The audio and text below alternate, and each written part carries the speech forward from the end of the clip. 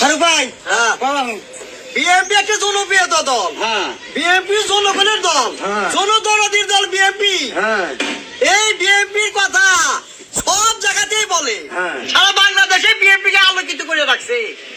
শহীদ জিয়া একজন আদর্শবাদী নেতা ছিলেন, তিনি কোনো সম্পদ নাই, কোন নেতা কর্মী কেউ বলতে পারবে না যে শহীদ জিয়া রহমানের সম্পদ আছে। আছে কি ভাঙে একটা সুটকেস আর একটা সেরা গেঞ্জি শহীদ জিয়া। ঠিক এইরকম শেখ হাসিনা, খালেদা জিয়ারও কিচ্ছু নাই, খালেদা জিয়ারও কিছু নাই। আর শেখ হাসিনা কোটি কোটি সম্পদ নিয়ে দেশ ছেড়ে চলে গেছে, জনগণের হাতেও ধরা পড়ছে এবং প্রশাসনের হাতেও ধরা পড়ছে। খালেদা জিয়ার যে কোনো সম্পদ নাই, এটা জনগণের হাতেও ধরা পড়ে না, প্রশাসনের হাতেও ধরা পড়ে না।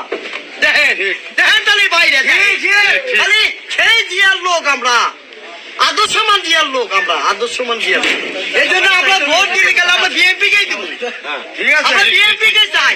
এই যে আছে সব লোক বিএনপির কথা বলে, প্রত্যেকটা রাষ্ট্রে বিএনপির কথা বলে, প্রত্যেকটা বাজারে বিএনপির কথা বলে, প্রত্যেকটা নেতা কর্মী বিএনপির কথা বলে, প্রত্যেকটা মা বিএনপির কথা বলে, প্রত্যেকটা ছেলে বিএনপির কথা বলে, প্রত্যেকটা বাচ্চা, প্রত্যেকটা মা, প্রত্যেকটা বাবা বিএনপির কথা বলে।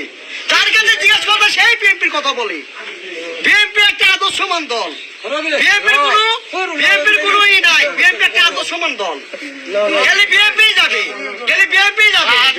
এই দেশের টাকা নিয়ে এই দেশের টাকা পয়সা নিয়ে জামাতের লোক চলে এবং যারা সভা শান্তি করে, কাটতে তো সভা করো, কাটতে তো সবাই জনগণের সভা করো। এই বিএনপি টিয়া দেয় মাদ্রাসা চলে, এই বিএনপি টিয়া দেয় মসজিদ চলে।